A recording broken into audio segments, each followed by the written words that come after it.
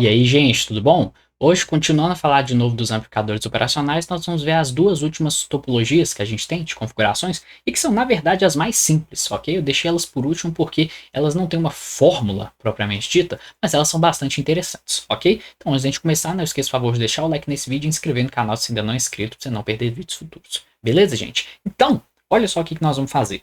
Começando pelo que a gente chama de buffer, ok? Olha só como o buffer é extremamente simples. Ele também é chamado de seguidor de tensão, vocês já vão entender por que desse nome. Eu vou ter, como sempre aqui, né, a nossa configuração base, que eu coloco os terminais nesse sentido, ok? E o que nós vamos fazer? Eu vou ter aqui no terminal positivo a minha fonte de entrada, alguma parte de um circuito, quer que seja, mas vamos colocar como se fosse uma fonte mesmo, tá? Ela vem aqui, chamar isso aqui de VS. Ok. E olha o que nós vamos fazer. Eu vou curto-circuitar o terminal negativo com a saída. Eu vou fazer simplesmente isso aqui. Olha só. Eu vou conectar o terminal negativo direto na saída. Então aqui vai estar o meu V0. De modo que o que, né, gente? Olha só.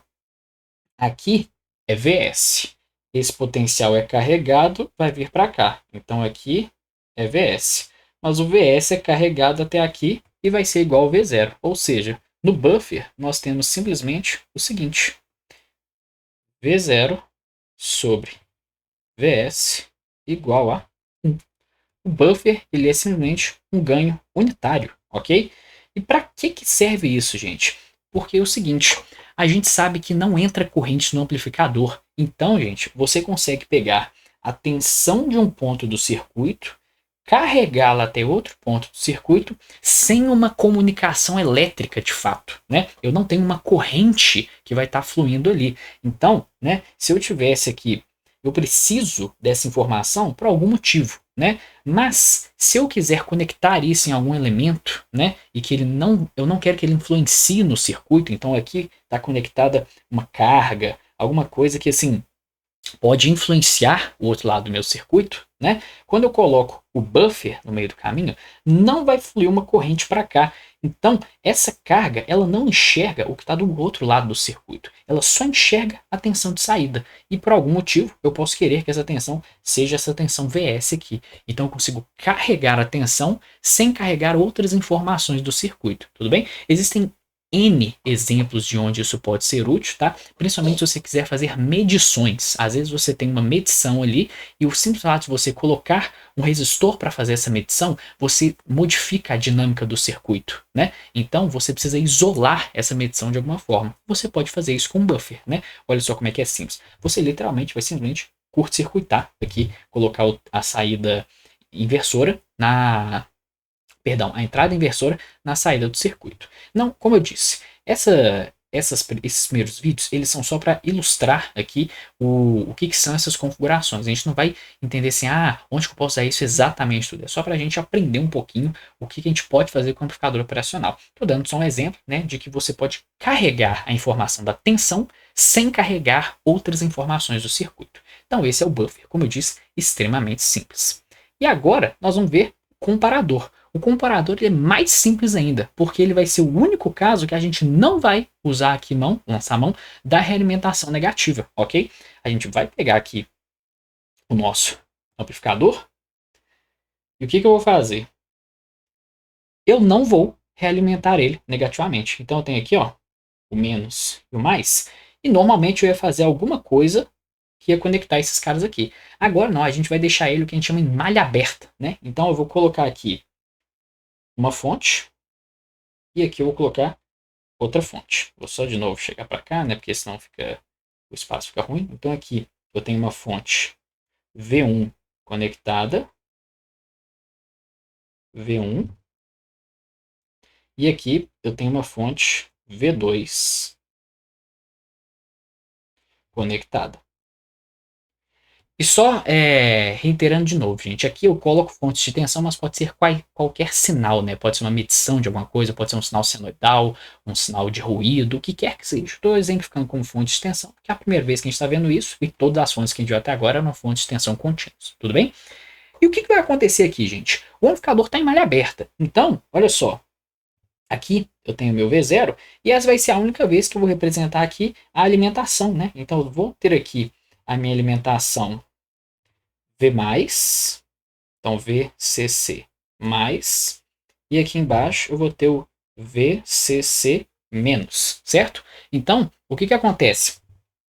Quando eu colocar o meu amplificador desse jeito, ele vai saturar, porque ele não está realimentado negativamente, então ele vai saturar ou para o valor de alimentação positiva ou para o valor de alimentação negativa. Como que eu vou saber qual que é? Justamente comparando essas duas tensões. Porque o que ele vai fazer? Ele vai calcular uma tensão diferencial, né? Então, eu sei o seguinte, que o V0, ele é igual a o ganho vezes a tensão diferencial, certo? Esse ganho é normalmente infinito, certo?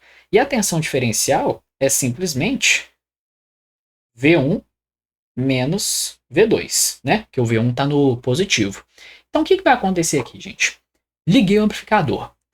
Se por um instante o V1 for maior que o V2, então isso aqui vai dar uma coisa positiva. Eu vou multiplicar por um ganho que é extremamente alto. Então, isso aqui vai dar, por exemplo, 2 volts. 2 volts vezes 200 vai dar 400 volts. Então, o meu amplificador vai saturar para cima. Ele vai saturar no valor positivo da alimentação. Agora, se por algum motivo, quando eu estiver avaliando essa condição, o V1 for menor que o V2, então isso aqui vai dar um valor negativo, menos 3, né, por exemplo. Menos 3 vezes 200 daria menos 600, né? Então ele vai saturar para baixo. Ou seja, gente, o comparador é simplesmente isso. Eu propositalmente coloco o amplificador em malha aberta, né? Sem fazer essa realimentação. E eu tenho dois sinais de entrada. E eu quero saber, simplesmente por algum motivo, quando um é maior que o outro. E aí ele vai saturar para cima ou para baixo. Se ele saturar para cima, eu sei que o sinal no terminal positivo é maior. Se ele saturar para baixo, o sinal no terminal negativo é menor. Tudo bem? Então, qual que é a equação de saída do amplificador no modo comparador? Vai ser o seguinte: o V0 ele vai ser igual a duas coisas. Ele vai ser igual a VCC mais se V1 for maior que V2, ok? E ele vai ser igual a VCC menos se o V1 for menor que o V2, tudo bem? Isso aqui, gente, parece bobo, mas é extremamente útil para, às vezes, um circuito de tomada de decisão, né, que você tem que ver o seguinte, eu preciso comparar quem que é maior ali para eu fazer uma operação de sim ou não, né, o que quer que seja. Assim, tem trocentos exemplos, aqui não vem ao caso a gente ilustrar vários deles, mas quem sabe mais para frente a gente traz vídeos aí com aplicações do amplificador operacional, mas é só para mostrar, né, que ele sim é um dispositivo muito versátil, que em malha fechada, né, com realimentação negativa, eu consigo explorar diversos modos de operação, mas eu posso também não realimentá-lo negativamente e ainda assim ter ele funcionando e para algumas aplicações, tudo bem? Existe também a realimentação positiva, só que ela entra numa parte mais da eletrônica de osciladores que eu não acho que vale trazer aqui, tudo bem? Eu trouxe o comparador simplesmente porque você não precisa saber nada, né, do amplificador operacional, só que ele satura.